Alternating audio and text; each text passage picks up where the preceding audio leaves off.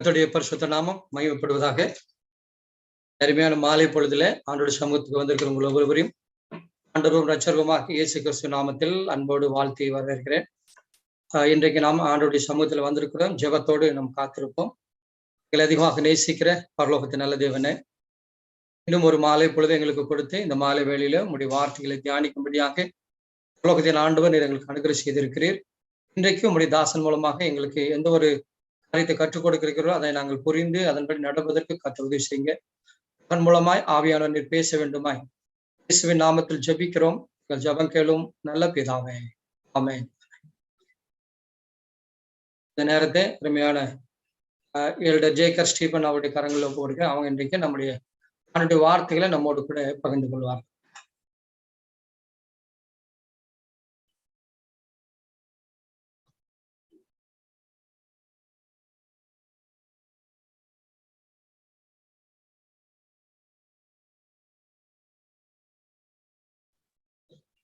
Unmute பண்ணுங்க மைக்கை.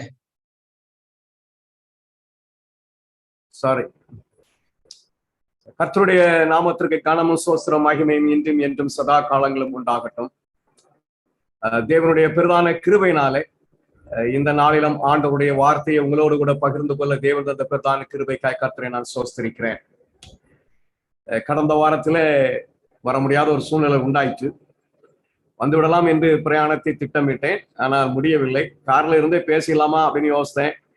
அது அவ்வளவு நன்றாக இருக்காது என்று சொல்லி போத இடத்துல கேட்ட பொழுது போதர்கள் மனம் இறங்கி அந்த வாய்ப்பை இன்னொருவருக்கு கொடுத்து எனக்கு ஒரு மனபாரத்தை நீக்கினார். அதுக்கு அவர் நன்றியை தெரிவித்துக் கொள்கிறேன்.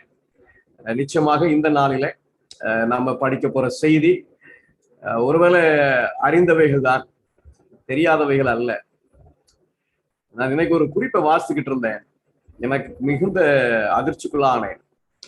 1ஆம் நூற்றாண்டிலே பாவம் ஏன் வந்தது என்று சொல்லி எலன் அவர்கள் எழுதும் பொழுது திருப்பி திருப்பி ஒரே செய்தியை கேட்டு கேட்டு வாலிபர்கள்லாம் சோர்ந்து போனாங்களாம்.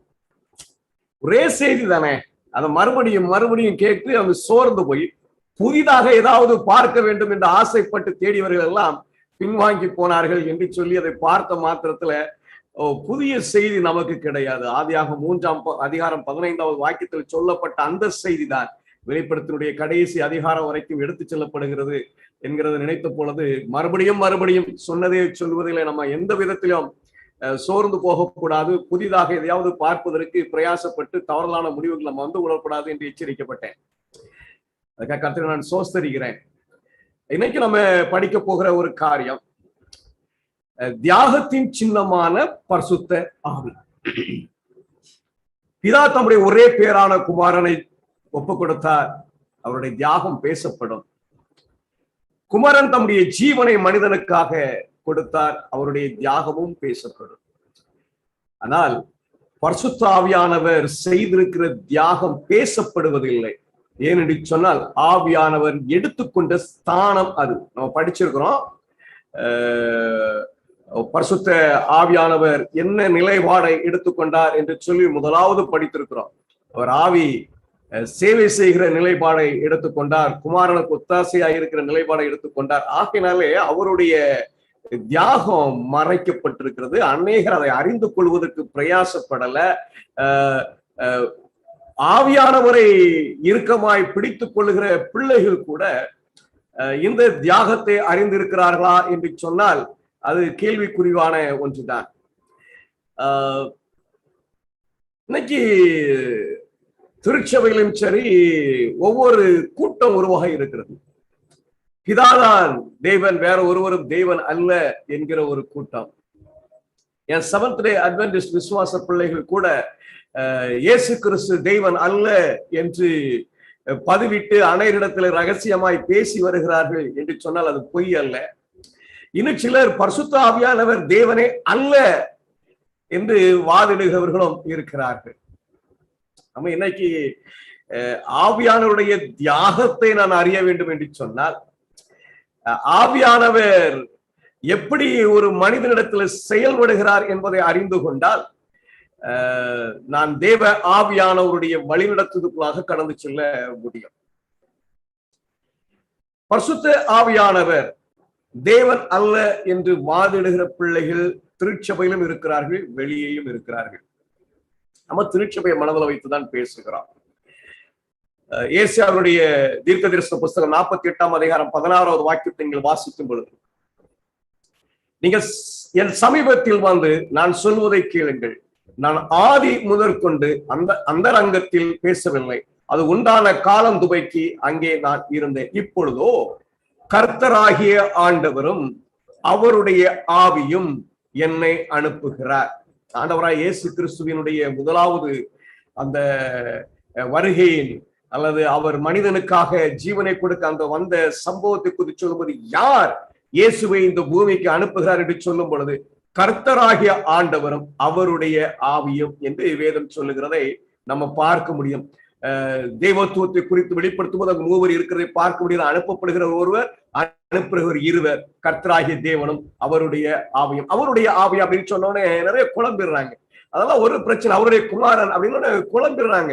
அதை நம்ம அழகா பார்த்தோம். தேவன் தம்முடைய அன்பை வெளிப்படுத்துவதற்காக அவருடைய ஸ்தானத்தை விட்டு இறங்கி வந்திருக்கிறார்களே தவிர வேற ஒன்றுமே அல்ல. அவர்கள் தேவன் தான் என்பதை நாம் முன்னதாகவே பார்த்து அறிந்திருக்கிறோம். அதை மறந்துவிடக் கூடாது.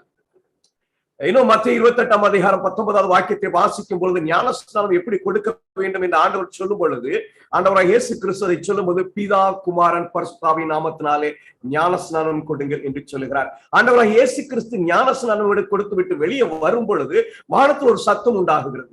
பரிசுத்த ஆவியானவர் ரூபம் கொண்டு புறாவை போல அவர் மேல் இறங்கினார். ஆவியானவர் இயேசு மீது இறங்குகிறார். இயேசு கீழே இருக்கிறார். வானத்திலிருந்து ஒரு சத்தம் உண்டாகி, நீர் என்னுடைய நேசகுமாரன் என்று அறிவிக்கிறதை நீங்கள் பார்க்க முடியும். அங்கு ஒரு 3 நபர் வெளிப்படுகிறதை பார்க்க முடிகிறது.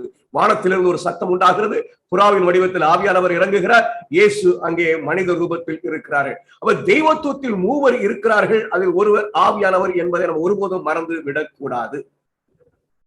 சரி, இப்போ ஒரு கேள்வி, பரிசுத்த ஆவியானவர் யெகோவா தேவன் தானா? இது ஒரு ஒரு பெரிய பிரச்சனைக்கு கிறிஸ்துவ மார்க்கத்துக்குள்ள.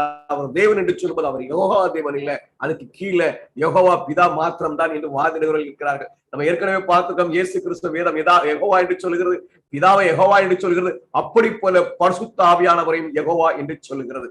அப்போஸ்தலர் 7ஆம் அதிகாரம் 51வது வாக்கியத்தை நம்ம வாசிக்கும் போது சின்ன ஆராய்ச்சியில நீங்க விளங்கிக்கலாம். வணங்கா கழுத்துள்ளவர்களை, இருதயத்திலும் செவியிலும் விருத்த சேதனம் பெறாதவர்களை, உங்கள் பிதாக்களைப் போல நீங்களும் பரிசுத்த ஆவிக்கு எப்பொழுதும் எதிர்த்து நிற்கிறீர்கள்.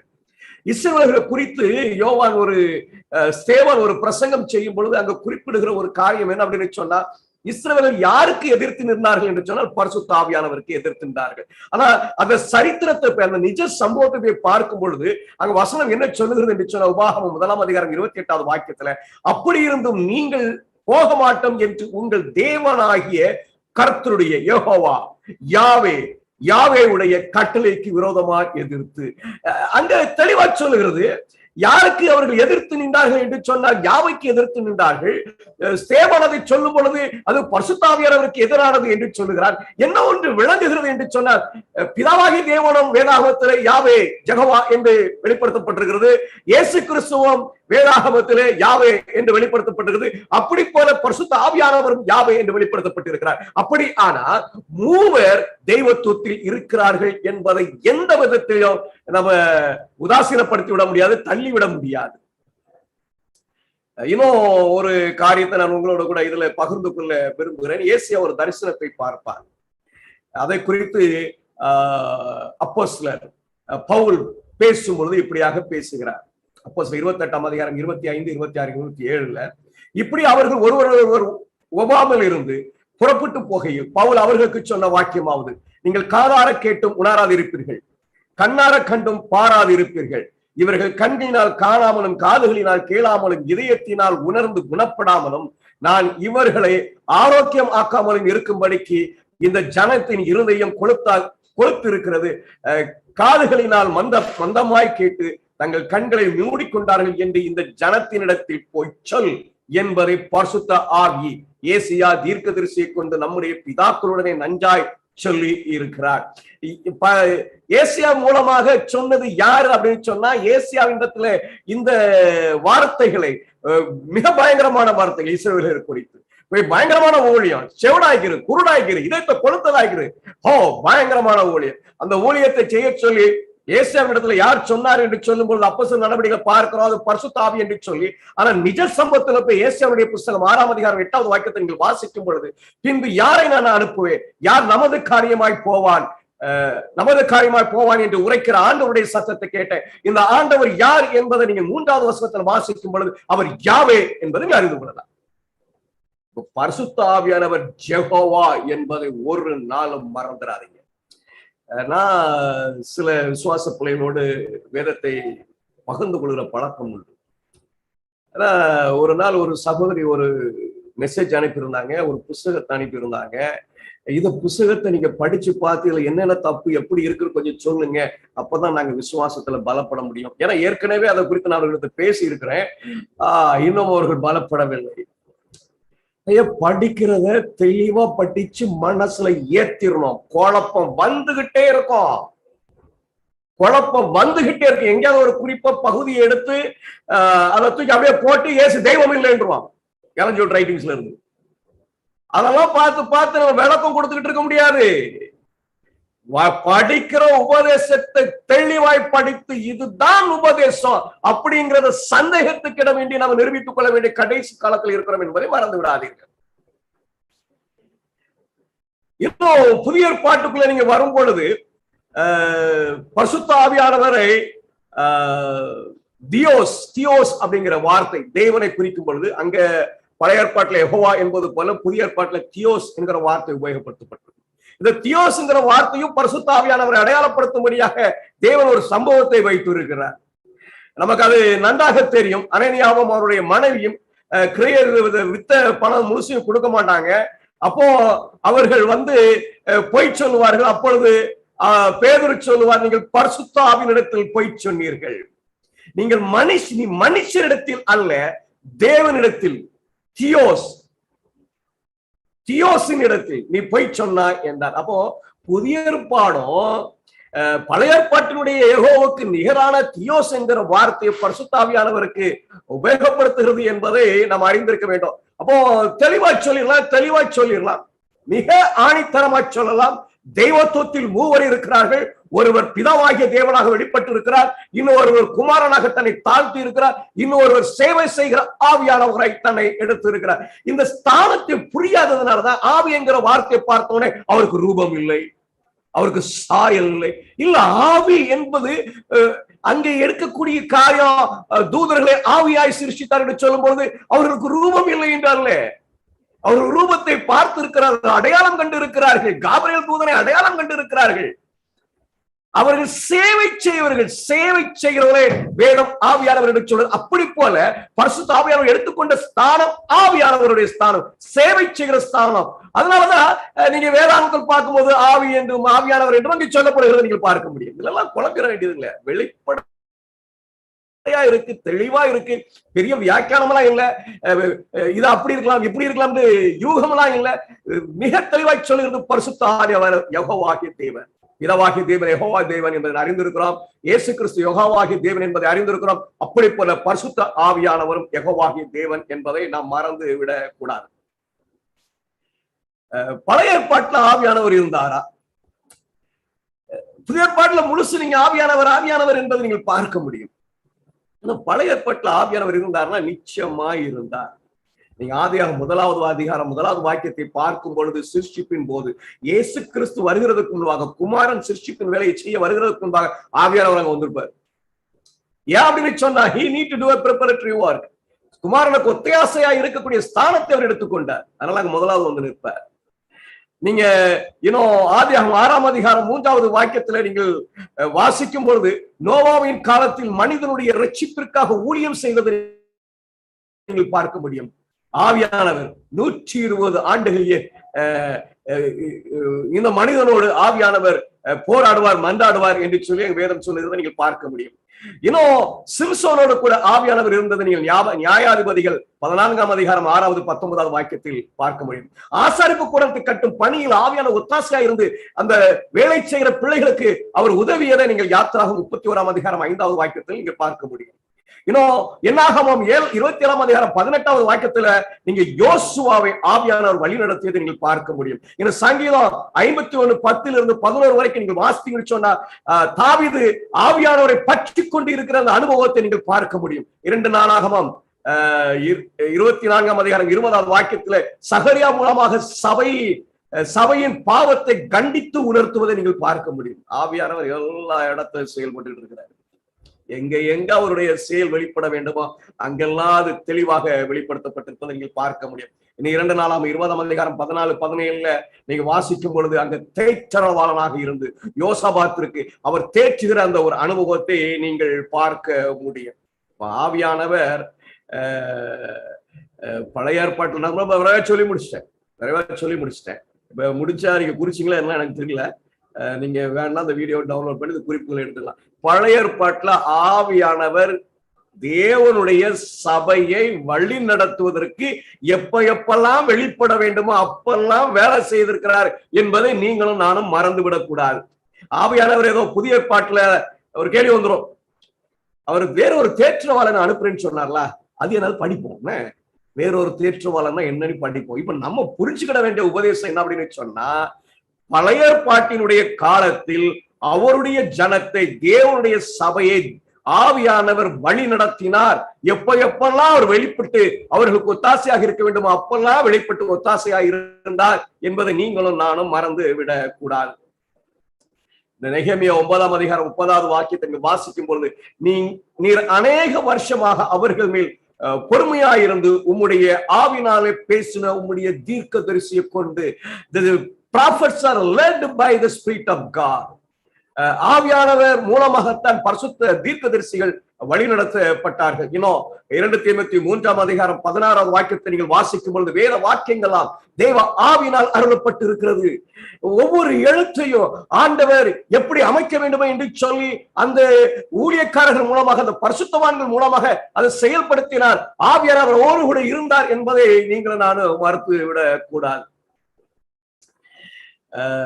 அது எதற்காக இருக்கிறது என்று சொல்லி அந்த வசனம் தெளிவாக சொல்லுகிறது. தேவனுடைய மனுஷன் தேறினவனாகவும் எந்த நற்கிரியும் செய்ய தகுதி உள்ளவனாகவும் இருக்கும்படியாக அவர்கள் உபதேசத்திற்கும் கடிந்து கொள்ளுதலுக்கும் சீர்திருத்தலுக்கும் நீதியை படிப்புதலுக்கும் பிரயோஜனம் உள்ளதா இருக்கிறது. ஒண்ணு நம்ம விளங்கிக்கணும். சிலர் என்ன சொல்றதுக்கு பிரயாசப்படுறாங்க அப்படின்னு சொன்னா, ஆவியான் விஷன் மாத்திரம்தான் தேவனால சொல்லப்பட்டது, மற்றபடி அவங்க சொல்றதெல்லாம் சுய வியாக்கியானங்கள், இட்ஸ் எ காமெண்ட்ரி அப்படின்னு சொல்லி போறாங்க. யார சொல்லுவாங்க அப்படின்னு சொன்னா, செவன்த் டே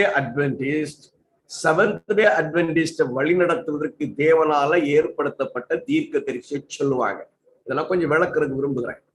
ஞாபகத்து வருது, அதை சொல்லுகிறேன். அவங்க நிறைய விஷன்ஸ் பார்த்திருக்காங்க, ஆயிரக்கணக்கான தரிசனங்களை பார்த்திருக்கிறார்கள். அதெல்லாம் நாங்க ஏற்றுக்கொள்கிறோம் தேவனுடைய வார்த்தை என்று சொல்லி அவங்க நிறைய விளக்கங்கள்லாம் எழுதியிருக்காங்க பைபிளுக்கு. அதெல்லாம் இட்ஸ் ஜஸ்ட் எ காமெண்ட்ரி. ஒரு மேத்யூ ஹென்றி போல ஒரு சகோதரர் ஒரு போதர் இடத்துல போய் எலன் ஜி ஒயிட்டை குறித்து பேச வேண்டிய சூழ்நிலை வந்தது. அப்போ அவங்க யாரு அப்படின்னு ஒரு போதர் இடத்துல கேட்டார்களாம். ஒரு நான் அட்வென்டிஸ்ட் வந்து ஒரு போதர் இடத்துல செவன்த் அட்வென்டிஸ்ட் போதர் இடத்துல கேட்டார்களாம். அந்த போதகர் சொன்னாரு, அவங்க வேற யாரும் இல்லை, இந்த மேத்யூ ஹென்றி மாதிரி, இந்த புல்பிட் காமெண்ட்ரி மாதிரி அவங்க ஒரு காமெண்டேட்டர். பியூட்டிஃபுல் இல்லையா? எனக்கு அந்த பிள்ளைகளை ஜாக்கிரதையால விழுந்து போவீங்க. ஆவியானவருடைய ஏவுதலின் மூலம் வேதம் எழுதப்பட்டிருக்கிறது. லூக்கா புத்தகத்தை படிச்சு பாருங்க. கேள்விப்பட்டதை தீர விசாரித்து அந்த சுவிசேஷத்தை எழுதுன என்பார்.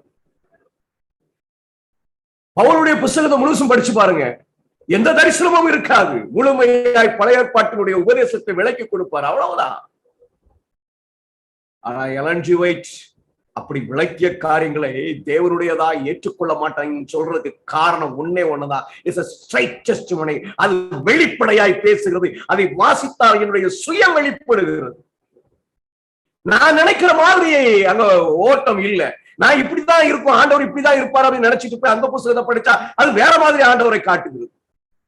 ஏற்றுக்கொள்ள முடியல. எனக்கு அவர்களுடைய பிள்ளைகளை, வேதாகமம் பரிசுத்த ஆவியானவர்கள் எழுதப்பட்டது போல இந்த திருச்சபையை வழிநடத்திய தீர்க்கதரிசியும் முழுமையாக அவங்க சொல்லுவாங்க, ஒரு காரியம் கூட நான் தேவனுடைய வெளிப்படுத்தல் இல்லாமல் நான் எழுதவில்லை, ஒரு கடிதம் கூட அவனுக்கு எழுதல அப்படிம்பாங்க. ஏன்னா அவங்க தீர்க்கதரிசியாக அழைக்கப்பட்டிருக்கிறார்கள்.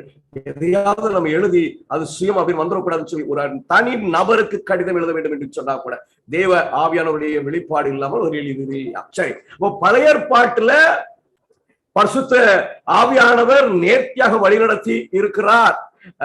அவர் அந்த ஜனங்களுக்கு எப்படி எப்படிலாம் வெளிப்பட்டு உதவ வேண்டுமோ அதெல்லாம் செய்திருக்கிறார் என்பதில மாற்று கருத்துல வேதம் தெளிவாக சொல்லுகிறது. ஒரு கேள்வி எழும்பும். என்ன கேள்வி எழும்பும்? அந்த வரத்தை குறித்து ஒரு லிஸ்ட் இருக்கிறது.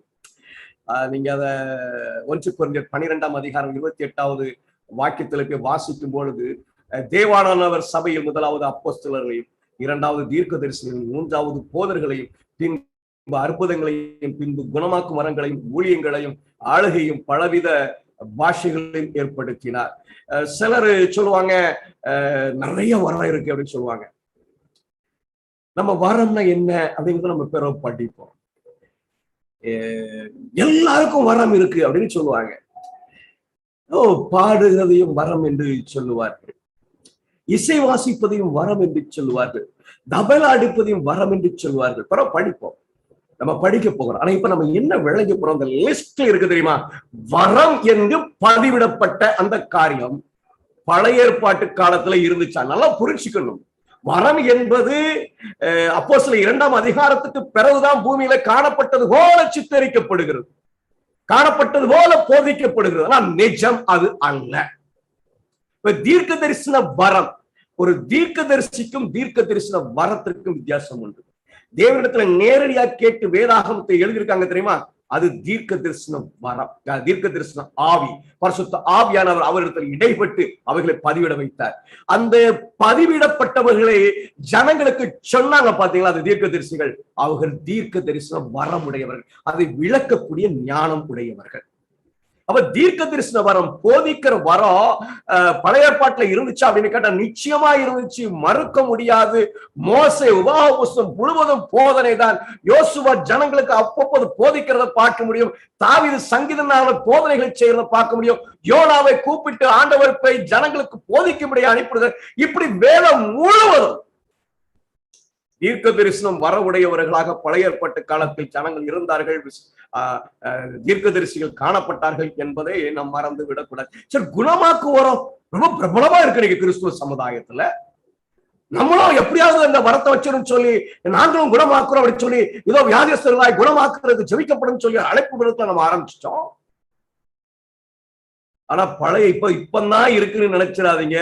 இது பழைய ஏற்பாட்டு காலத்திலேயே குணமாக்கும் வரம் காணப்பட்டது. உதாரணங்களுக்கு சில நான் பதிவிட்டு இருக்கிறேன். 2 ராஜாக்கள், அதாவது அப்போஸ்தலர் 2ஆம் அதிகாரத்தினுடைய சம்பவத்திற்கு முன்பாகவே குணமாக்கும் வரம் காணப்பட்டது என்பதை யாரும் மறுக்க முடியாது, யாரும் மறுக்க முடியாது. ஏசியா தீர்க்கதரிசியை எசேக்கியா ராஜாவின் இடத்துல அனுப்பி ஆண்டவர் அத்திப்பழ அடையினாலே போட்டு அவனை குணப்படுத்தும்படியா சொல்லுவார். அவர் குணமாகி ஜீவன் பப்பான். 15 ஆண்டுகள் அவனுக்கு கூட்டி கொடுக்கப்படும். 2 ராஜாக்கள் 20ஆம் அதிகாரம் முதல் 7 வாக்கியங்கள் நீங்க வாசித்து அறிந்து கொள்ளலாம். எலிசா நாகமன் குஷ்டத்தை குணமாக்குவான். போய் நீ முழுகப்பா, சரியாயிரும், சரியாயிட்டு நீ போ. 2 ராஜாக்கள் 5ஆம் அதிகாரம் முதல் 14 வாக்கியங்கள் நீங்க அதை அறிந்து கொள்ளலாம். இன்னும் உயிரோடு எழுப்புற அனுபவம். இயேசு உயிரோடு எழுப்பினார், இயேசு உயிரோடு எழுப்பினார். ஆமா, இயேசு உயிரோடு எழுப்பினார். அதே காரியம் பழைய ஏற்பாட்டில எலியா விதவியின் மகனை உயிரோடு எழுப்புகிறது நீங்கள் பார்க்க முடியும். 1 ராஜாக்கள் 17ஆம் அதிகாரம் 17 இருந்து 22 வரை. அப்போஸ்தலர் 2ஆம் அதிகாரத்துக்கு முன்பு உள்ள காலத்தை பார்த்தீங்க அப்படின்னு சொன்னா சீஷர்கள் குணமாக்குறதை நீங்க பார்க்க முடியும். லூக்கா எழுதின சுவிசேஷ புத்தகம் 9ஆம் அதிகாரம் 6வது வசனம், இயேசு அவர் எப்பொழுது நன்மை செய்கிறவரை சுற்றித்திருந்தார், அவர் குணமாக்குகிறவராகவே இருந்தார். போதிக்கிற வரம், எல்லா தீர்க்கதரிசி போதகராக இருந்தார்கள். நோவா 120 ஆண்டுகள் ஒரே போதனாய். ஐயோ, அதை படிச்சுட்டு என் மனசு அது எப்படி அப்பா, காலையில மத்தியானம் சாயங்காலம் ராத்திரி என்று சொல்லி ஒரே போதனை. இதோ இந்த ஆண்டிலே ஜலப்பிரளயம் வரும், அழிந்து போவீர்கள், பாவத்தை விட்டு வெளியே வாங்கணும், ஒரே போதனை 120 ஆண்டுகள். யோனா ஒரு சிறந்த போகணும், தேசமே மனமாறுகிற ஒரு போதனை. பழைய ஏற்பாட்டு தீர்க்கதரிசி எல்லாரும் போதிக்கிற வரமுடையவர்களாக இருந்தார்கள். இயேசுவின் சீஷர்கள் சிறந்த போதகராக இருந்தார்கள். எப்ப அப்படின்னு கேட்டீங்கன்னா அப்போஸ்தலர் 2ஆம் அதிகாரத்துக்கு முன்பாக லூக்கா எழுதின சுவிசேஷ புத்தகம் 9ஆம் அதிகாரம் 6வது வாக்கியம். இப்படி வரம் பழைய ஏற்பாட்டுல நிறைந்து காணப்பட்டிருக்குது. என்ன அப்படின்னு நினைச்சிடாதீங்க. அப்போஸ்தலர் 2ஆம் அதிகாரத்துக்கு பிறகு தானே வரம் வந்துச்சு அப்படின்னு நினைச்சிடாதீங்க. வரம் முன்பே இருந்தது. அப்போஸ்தலர் 2ஆம் அதிகாரம் என்னன்னு சரியா நம்ம விளங்கிக்கணும். ஏன்னா அற்புதம் செய்யும் வரம். எதுக்கு இதை சொல்லுங்க அப்படின்னு சொன்னா, ஆவியின் அபிஷேகம் பெற்றால்தான் வரம் இருக்கும் என்று சொல்வது தவறுங்க. அதுக்கு முந்தைய வரம் இருந்தது. அற்புதம் செய்யும் வரத்தை நீங்க பார்த்த 2 ராஜாக்கள் 6ஆம் அதிகாரம் முதல் 7 வாக்கியங்களை வாசிக்கும் பொழுது இரும்பு தண்ணீர்ல மிதக்கும். எலிசா அதை செய்யறதை நீங்கள் பார்க்க முடியும். மோசே சிவந்த சமுத்திரத்தை 2ஆக பிளப்பதை நீங்கள் பார்க்க முடியும். யோசுவா யோர்தான் நதியை 2ஆக பிளப்பதை நீங்கள் பார்க்க முடியும். இயேசு சமுத்திரத்தை அடக்கியதை நீங்கள் பார்க்க முடியும். அவர் தண்ணீரை ராட்சசமாக மாற்றியதை நீங்கள் பார்க்க முடியும். முன்மாறி ஊற்றப்படும் முன்பே சீஷர்கள் பிசாசுகளை விரட்டியதை நீங்கள் பார்க்க முடியும். லூக்கா சுவிசேஷ புத்தகம் 10ஆம் அதிகாரம் 14ஆம் வாக்கியம். அப்ப அற்புதம் செய்கிற வரமும் எப்ப இருந்திருக்கு அப்படின்னு சொன்னா, அப்போஸ்தலர் 2ஆம் அதிகாரம் அந்த பெந்தேகோஸ்தே நாளுக்கு முன்பாக இருந்திருக்கிறது என்பதை நாம் மறந்து விடக்கூடாது.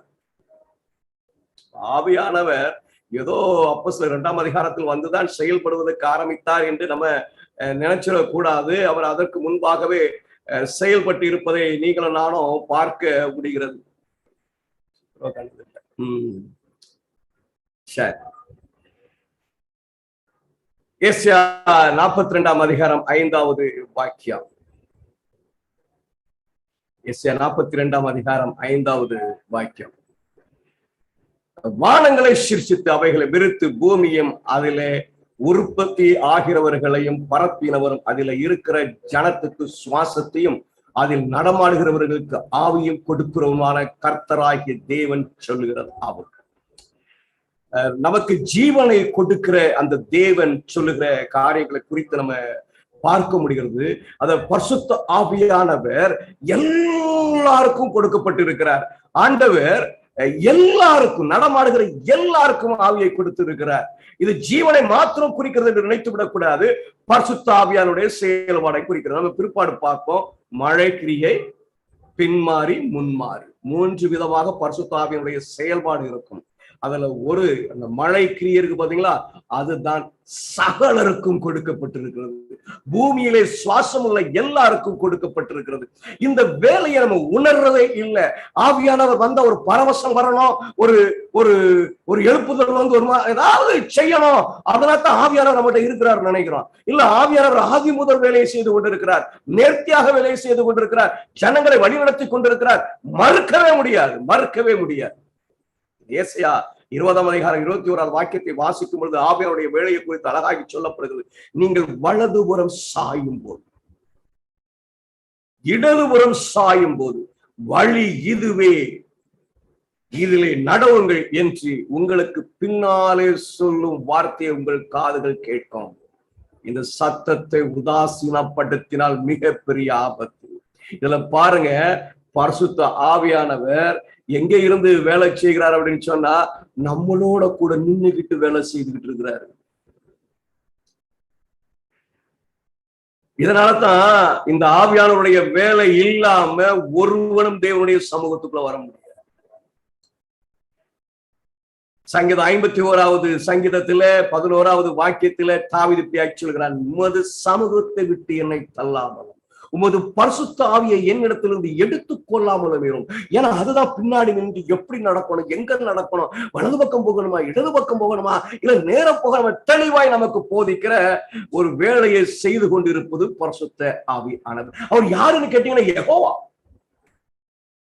அவர் தியோஸ். அவர் உங்களுக்காகவும் எனக்காகவும் அன்பை கற்றுத் தருவதற்காக தெய்வ தத்துவத்தில் இறங்கி வந்தவர். குமாரன் இறங்கியது போல தன்னையும் தாழ்த்தி கொண்டவர் பரிசுத்த ஆவியானவர்.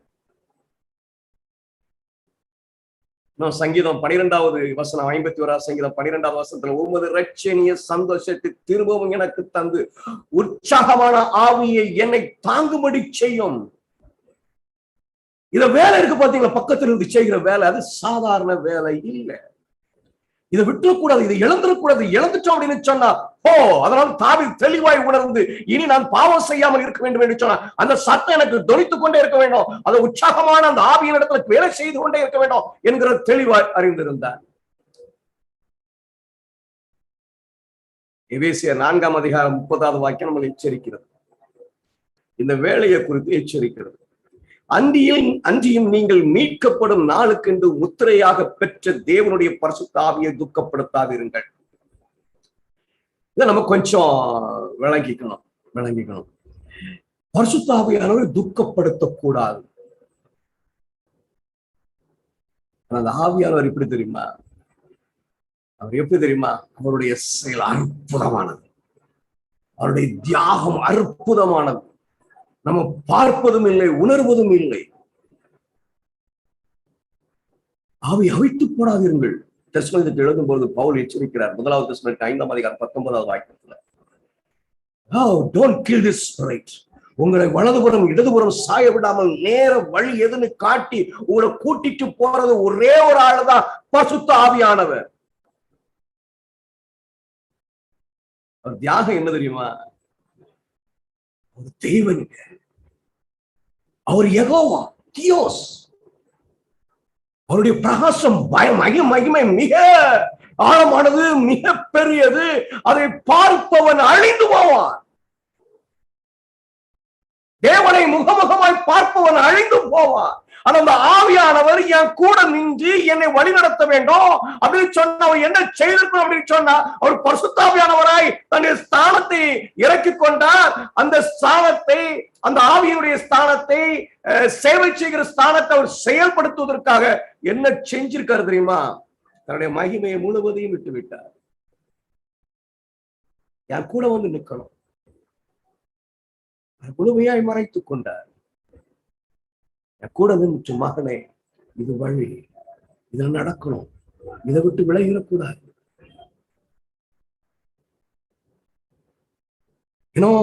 வேதாகமத்தை வாசிக்கும் பொழுது மிக மிக ஆச்சரியமானதாக இருக்கிறது.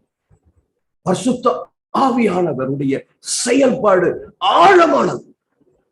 ரொம்ப ஈஸியா உதாசீனப்படுத்துறோம், ஈஸி அவருடைய செயலை துக்கப்படுத்துறோம். என்கிட்ட நின்று ஜேகர் இதான் வழி அப்படின்னு சொல்லும்போது, இல்ல நான் திரும்பி போனா அவர் துக்கப்பட்டுட்டாரு, நான் முடிஞ்சேங்க. அந்த ஆவி என்னிடத்துல செயல்பட விடாதபடி நான் செயல்பட்டுட்டேன்னு சொன்ன முடிச்சுங்க. எனக்கு ரட்சிப்பே கிடையாதுங்க, என் கிருபையின் காலம் முடிச்சிருங்க. என்னுடைய கிருபையின் காலம் எதன் அடிப்படையில் தீர்மானிக்கப்படுகிறது சொன்னா, பரிசுத்த ஆவியானவர் இடத்துல வேலை செய்கிறது அடிப்படையில் தீர்மானிக்கப்படுகிறது.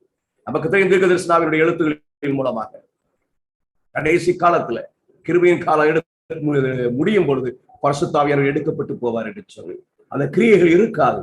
ஐயா, இன்னைக்கு என்கிட்ட நின்று மன்றாடி இதான் வழி, இதுல போ என்று சொல்லுகிற அந்த ஆவியானவருடைய சத்தத்தை உதாசீனப்படுத்திடாதீங்க.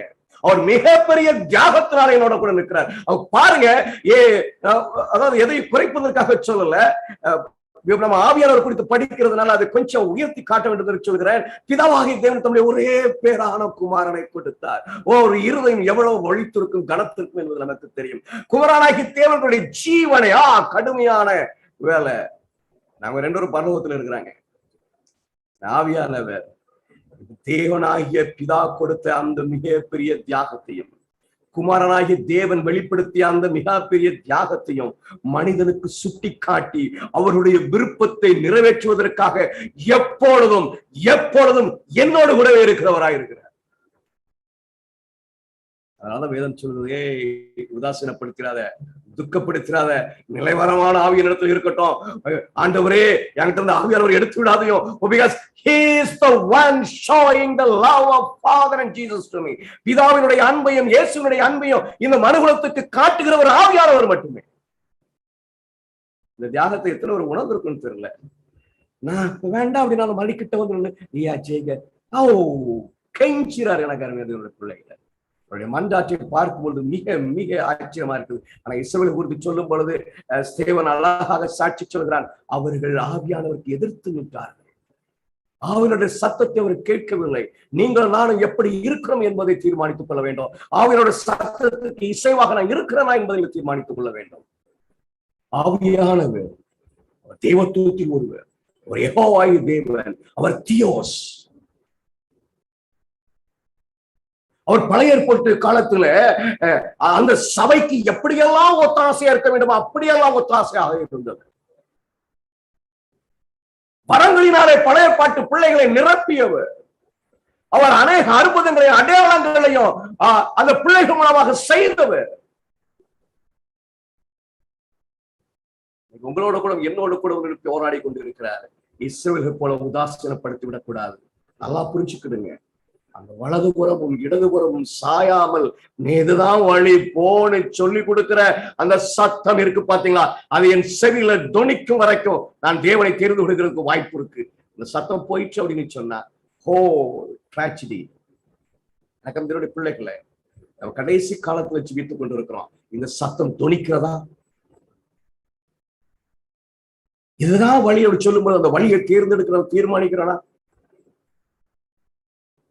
என்ன செய்வாராம் தெரியுமா? எஸ்ஐயா 63:10 அவர்களோ கலகம் பண்ணி அவருடைய பரிசுத்த ஆவியை விசனப்படுத்தினார்கள்.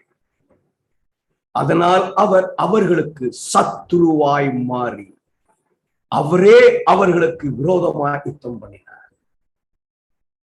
பரிசுத்த ஆவியானவரை உதாசீனப்படுத்தணும் என்று சொன்னார். அவரை விசனப்படுத்தணும் என்று சொன்னார். தேவன் நமக்கு சத்ருவாய் மாறுவார். என்னுடைய காலம் முடிந்துவிடும், அவர் எனக்கு எதிராக யுத்தம் செய்வார். ஏன்னா ஆவியானுடைய தியாகம் அப்படிப்பட்டது. அவர் இல்லாமல் ஒன்றும் இல்லை. அவர் என்னோடு பேசாவிட்டால் பிதாவை நான் அறிய மாட்டேன். அவர் தீர்க்கதரிசனோடு பேசாவிட்டால் குமாரனை நான் அறிய மாட்டேன்.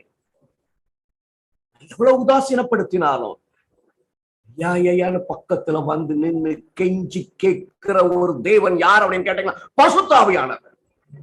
இன்னைக்கு இல்ல, என்னைக்கு ஆதாமும் ஏவாளும் தேவனுக்கு விரோதமாய் போனால அஞ்சிலிருந்து வேலையை நேர்த்தியாய் செய்து கொண்டிருக்கிறார்.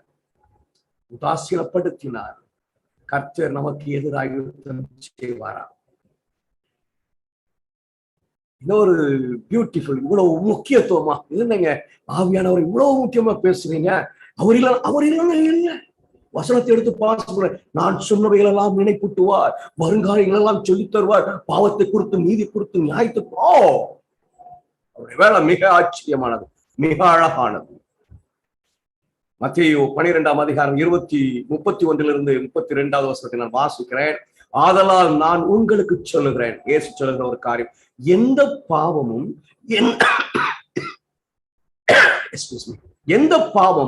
எந்த தூஷணமும் மனுஷருக்கு மன்னிக்கப்படும்.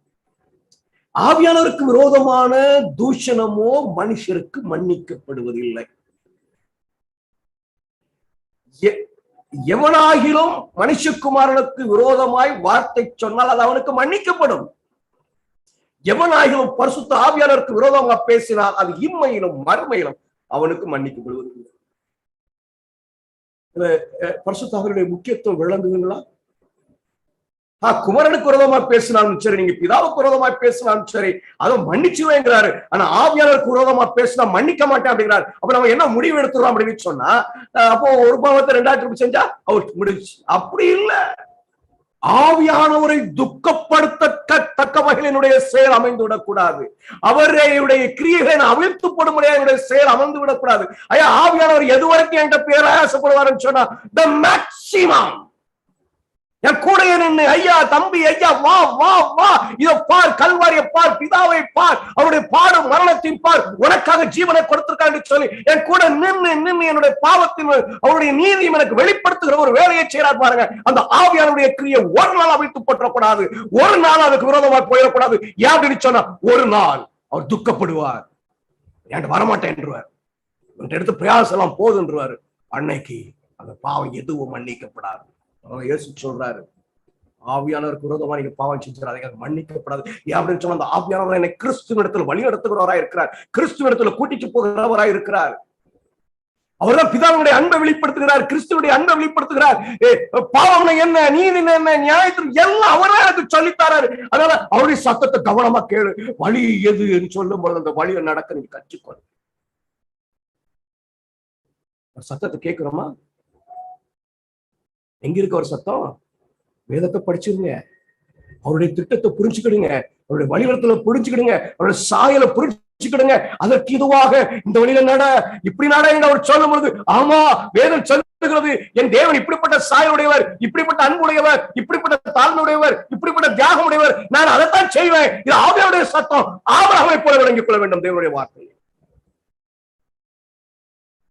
அப்படி இல்லைன்னா ஒரு நாள் ஆவியானவர் துக்கப்பட்டு விடுவார். எவ்வளவு நாள் என் கூட நிற்கிறது போதும் அப்படின்னு சொல்லிட்டாருன்னா முடிஞ்சிச்சு எனக்கு அன்பா. அதனாலதான் இயேசு கிறிஸ்து சொல்றாரு, பரிசுத்த ஆவியானவருக்கு விரோதமான பாவம் மன்னிக்கப்படாது என்று சொல்லி.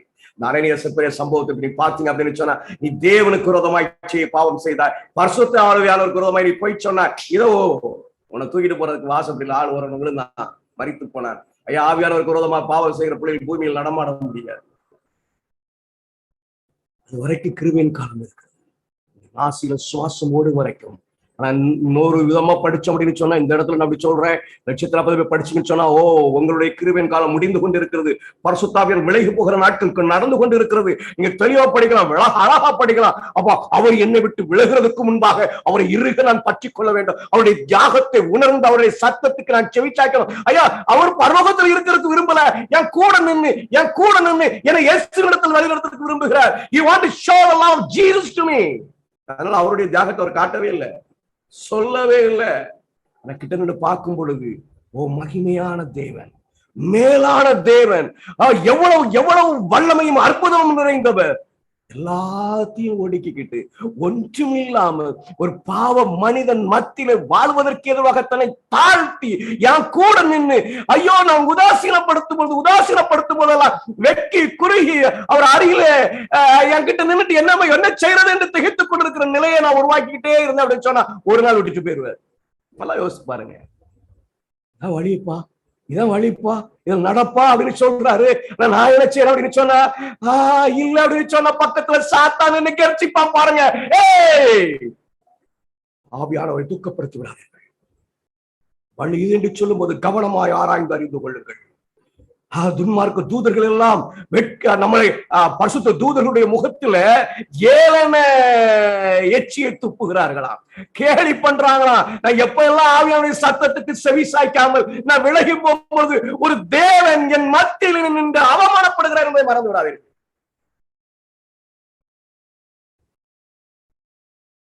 நம்ம உணர்ந்தோம் அப்படின்னு சொன்னா, ஓ நான் எப்படி ஆவியானவருக்கு விரோதமாய் செய்ய முடியும்? தாவீது உணர்ந்தான், ஆவியானவருக்கு விரோதமானதை உணர்ந்தான்.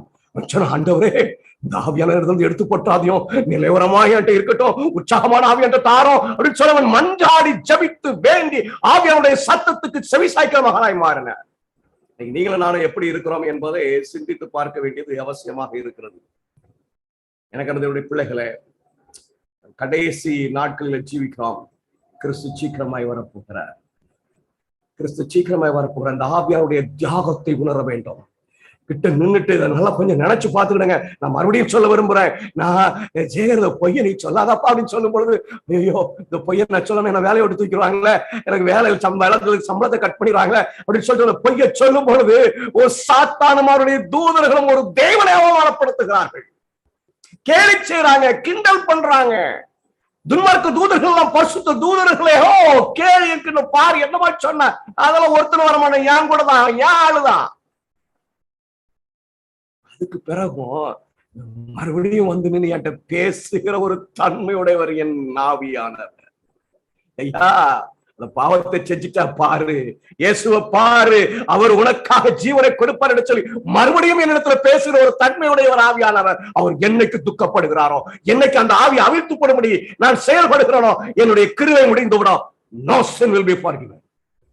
ஆவியானவருக்கு விரோதமான பாவமாய் காணப்படும். ஆவியானவருக்கு விரோதமாய் பாவமாய் காணப்படும். என்ன புரிஞ்சுக்கணும் அப்படின்னு சொன்னா, இந்த நாசியிலே சுவாசம் உள்ள ஒரு மனுஷனையோ ஆவியானவருக்கு விரோதமானவர் என்று நினைத்து விடாதீர்கள், தேவனுக்கு விரோதமான என்று நினைத்து விடாதீர்கள். அவனுக்கு வாய்ப்பு இருக்கிறது. அந்த நம்பிக்கையில் அவனுக்கு ஊழியம் செய்யப்படும். உங்களுக்கு அதே விசுவாசம் தான், அதே நம்பிக்கை தான். எனக்கு என்னுடைய பிள்ளைகளை, ஆவியானவர் தேவத்துவத்தி ஒருவர், யெகோவாகிய தேவன், அவர் தியோஸ். பழைய ஏற்பாட்டு காலத்தில் மிகவும் நேர்த்தியாக செயல்பட்டவர். அதே வேலையை இன்னைக்கும் செய்து கொண்டிருக்கிறார். அவருடைய பிள்ளைகளை வரங்களினாலும் அற்புதங்களினாலும் நிறைத்தவர். இன்னைக்கும் அதே வேலையை செய்து கொண்டிருக்கிறார். மிக முக்கியமான வேலை, மிக முக்கியமான வேலை. வலது பக்கம் இடது பக்கம் சாயும் பொழுது உங்களை வழி இது என்று சொல்லி கூப்பிட்டு போறார் பாத்தீங்களா? அந்த வேலை மிக மிக முக்கியமானது. அதை உதாசீனப்படுத்தி விடாதீர்கள், அதை நீங்க துக்கப்படுத்தி விடாதீர்கள். ஆவியானவங்களுக்கு போகாதபடி அவருடைய சத்தத்துக்கு செவி சாய்ங்க. அப்படி இல்லைன்னு சொன்னா, ஓ சாத்தான் கெர்ச்சிக்க கெர்ச்சிக்க அவன் எழும்ப எழும்ப ஆவியானவரை பின்வாங்கி போய் ஒரு நாள் துக்கப்பட்டு விடுவார். அந்த நிலைக்காக உங்களிடத்தில் விளை செய்யல. நீங்கள் நானும் இயேசுவை பார்க்க வேண்டும் என்பதற்காக ஆவியானவர் நம்மோடு கிரியை செய்கிறார் என்பதை நீங்களும் நான் மறந்து விடக்கூடாது. யோவான் எழுதின சுவிசேஷ புத்தகம் 3:16 வாக்கியம் மிக தெளிவாய் சொல்கிறது. தேவன் தம்முடைய ஒரே பேரான குமாரனை விசுவாசிக்கவன் எவனோ அவன் கெட்டு போகாமல் நித்திய ஜீவனை அடைமடைக்கு இவரை தந்தரு இவ்வளவாய் உலகத்தில் அன்பு கூர்ந்தார். அந்த அன்பு எனக்கு சொல்லித் தருவது ஆவியானவர். எனக்கு அதனுடைய பிள்ளைகளே, பிதாவும் இந்த உலகத்தில் அன்பு கூர்ந்தார், குமாரனும் இந்த உலகத்தில் அன்பு கூர்ந்தார். அப்படி போல இன்னும் அதிகமாக பரிசுத்த ஆவியானவரும் நம்மிடத்தில் அன்பு கூர்ந்திருக்கிறார் என்பதை நீங்களும் நானும் மறந்து விடக் கூடாது. 5:2 வாக்கியம், கிறிஸ்து நமக்காக தம்மை தேவனுக்கு சுகந்த வாசனையான காணிக்கையாகவும் பலியாகவும் ஒப்பு கொடுத்தார். நம்மை அன்பு கூர்ந்தது போல நீங்களும் அன்பிலே நடந்து கொள்ளுங்கள். பிதா தம்முடைய ஒரே பேரான குமாரனை கொடுத்தார், கிறிஸ்து தம்முடைய ஜீவனை கொடுத்தார். ஆவியானவரும் எப்பொழுதும் என்னோடு கூட இருந்து அந்த அன்பை எனக்கு கற்றுத் தருகிறவராய் இருக்கிறார். ரோமர் 8:26 வாக்கியம். அந்தபடியே ஆவியானவரும் நமது பலவீனங்களில் நமக்கு உதவி செய்கிறார். நாம் ஏற்றபடி வேண்டிக் கொள்ள வேண்டியது இன்னதென்று அறியாமல் இருக்கிறபடியால் ஆவியானவர் தாமே வாக்கு கடகாத பெருமைச்சோடு நமக்காக வேண்டுதல் செய்கிறார். எனக்கு அருமையுடைய பிள்ளைகளை, ஆவியானவருடைய தியாகத்தை புரிந்து கொள்ளுங்கள். ஒவ்வொரு முறையும் என்கிட்ட வந்து நின்று, ஐயா இதுதான் வழியப்பா, இதுதான் நீதியப்பா, இது பாவமப்பா, இது தீமையப்பா, இதெல்லாம் வேண்டாம்ப்பா அப்படின்னு அவர் சொல்லுகிற சத்தத்தை நான் உதாசீனப்படுத்தும் போது எல்லாம் சாத்தான் எழும்புகிறான் என்பதை மறந்து விடாதீர்கள். சாத்தானுடைய கை ஓங்குகிறது என்பதை மறந்து விடாதீர்கள். அவன் பரிசுத்த ஆவியானவர் ஒரு தேவனை அவமானப்படுத்துகிறான் என்பதை மறந்து விடாதீர்கள். ஒரு சத்தத்துக்கு நாம் செவி சாய்த்தால் என் தேவன் என்னோடு கூட இருப்பார், என்னை கரம் பிடித்து கிறிஸ்துவினிடத்தில் பிதாவினிடத்தில் வழி நடத்துவார் அப்படின்னு சொன்னா, அவருடைய ஊழியத்தை நான் உதாசீனப்படுத்தின என்று சொன்னார், விசனப்படுத்தின என்று சொன்னார். என் கர்த்தர் எனக்கு விரோதமாய் யுத்தம் செய்வார், எனக்கு சினை சத்துருவாய் பார்ப்பார். மிக மேன்மையான வேலை பேசப்படுவதில்லை, செயல்படுகிறது. உணரப்படுவதில்லை, ஆனால் மிக நேர்த்தியாக செய்யப்படுகிறது. நீங்களும் நானும் அந்த ஆவினுடைய வேலையை உணரும். எனக்கு அறிவிதனுடைய பிள்ளைகளை, இந்த கடைசி நாட்களில கிறிஸ்துவை பிதாவையும் அறிந்து பரிசுத்த ஆவியினாலே வழிநடத்தப்பட்டவர்களாய் எப்பொழுதும் தேவனுடைய ராஜ்யத்தில் காணப்படக்கூடிய சாக்கியத்தை பெற்றுக் கொள்வோம். பரிசுத்த ஆவியானவர் யெகோவா தேவன். புதிய ஏற்பாட்டில் சொல்லப்பட்டிருக்கிற தியோஸ் அவர். பழைய ஏற்பாட்டு காலத்திலே தேவனுடைய பிள்ளைகள் மத்தியில் தீர்க்கமாய் விழச் செய்தவர். வரங்களினாலும் அற்புதங்களினாலும் பழைய ஏற்பாட்டு பிள்ளைகளை வழிநடத்தியவர். அன்னையிலிருந்து இன்னைக்கு வரைக்கும் எல்லா மனிதனிடத்திலும் ஆண்டவருடைய கிரியை வெளிப்படுத்துகிறார். ஆவியார் நம்மோடு பேசிக் கொண்டு இருக்கிறார். உதாசீனப்படுத்தி விடாதீர்கள், விசனப்படுத்தினார். தேவன் நம்மை சத்துருவாய் பார்ப்பார். சத்தத்துக்கு செவி சாய்த்தார். அந்த குமாரனுடைய தியாகமும் அந்த பிதாவினுடைய தியாகமும் இந்த ஆவியாருடைய தியாகமும் எனக்கு பிரயோஜனமாகி நான் நித்திய ஜீவனை பெற்றுக் கொள்வேன். அந்த பாக்கியத்தை கர்த்தர் நமக்கு தருவாராக. ஆமென்.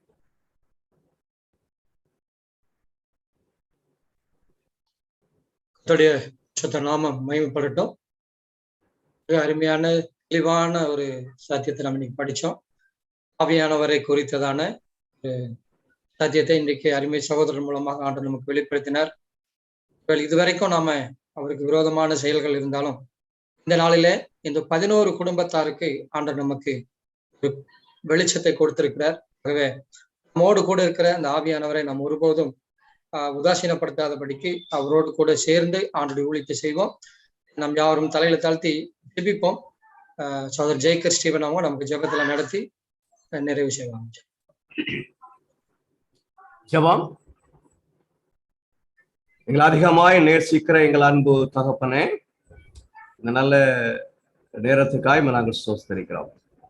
கொஞ்ச நேரம் அமர்ந்திருந்த ஆண்டவர்கள் புஸ்தகத்தில் நீர் எழுதி வைத்திருக்கிற உண்மைகளை அறிந்து கொள்வதற்கு பிரயாசப்பட்டோம்.